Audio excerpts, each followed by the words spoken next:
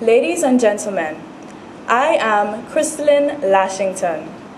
I'm about to recite a speech delivered at the University of Pennsylvania's undergraduate graduation ceremony by Bono, the lead singer of the band U2, on May 17, 2004. Because we can, we must. My name is Bono, and I am a rock star. Don't get me too excited, because when I get excited, I use 4-letter words. I'd just like to say to the parents, your children are safe, your country is safe. The FCC has taught me a lesson, and the only 4-letter word I'm going to use here today is PENN. Come to think of it, Bono is a 4-letter word. I never went to college. I've slept in some strange places, but the library wasn't one of them. I studied rock and roll and grew up in Dublin in the 70s. Music was an alarm bell for me. It woke me up to the world. I was 17 when I first saw The Clash, and it just sounded like revolution. The Clash were like, "This is a public service announcement with guitars." I was the kid in the crowd who took it at face value. Later I learned that a lot of the rebels were in it for the t-shirt. They'd wear the boots, but they wouldn't march. They'd smash bottles on their heads, but they wouldn't go to something more painful like a town hall meeting. By the way, I felt like that myself until recently. I didn't expect change to come so slow, so agonizingly slow. I didn't realize that the biggest obstacle to political and social progress wasn't the Freemasons or the establishment or the boot heel of whatever you consider the man to be. It was something much more subtle. So for better or worse, that was my education. I came away with a clear sense of the difference music can make in my own life, in other people's lives, if I did my job right.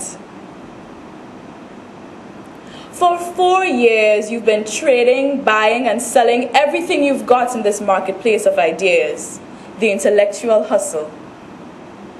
Your pockets are full, even if your parents' are empty, and now you've got to figure out what to spend it on. The going rate for change isn't cheap. Big ideas are expensive. So my question, I suppose, is, what's the big idea? What's your big idea? What are you willing to spend your moral capital, your intellectual capital, your cash, your sweat equity on pursuing outside of the walls of the University of Pennsylvania? What's worth spending your post-pen lives trying to do or undo? It might be something simple. For me, that proving ground has been Africa. 7,000 Africans dying every day of a preventable, treatable disease like AIDS. That's not a cause, that's an emergency. And when the disease gets out of control because most of the population lived on less than $1 a day, that's not a cause, that's an emergency. And when resentment builds because of unfair debt and unfair trade rules, that's not a cause, that's an emergency. I'm not interested in charity. I'm interested in justice. There's a difference. Africa needs justice as much as it needs charity. Equality for Africa is a big idea. It's a big, expensive idea. We can't fix every problem. Natural calamities are part of the picture here. But the ones we can, we must. The debt burden, unfair trade, sharing our knowledge, the intellectual copyright for life-saving drugs in a crisis. We can do that. And because we can, we must. Because we can, we must. Amen.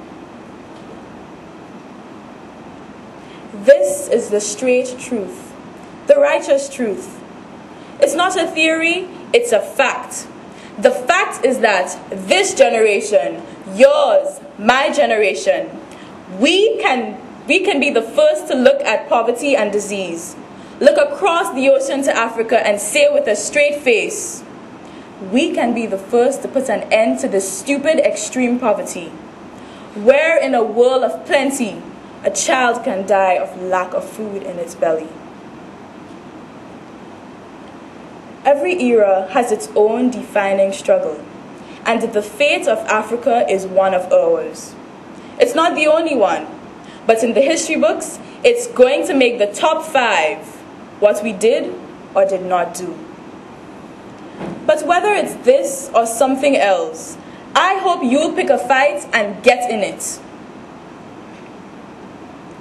This world is more malleable than you think, and it's waiting for you to hammer it into shape.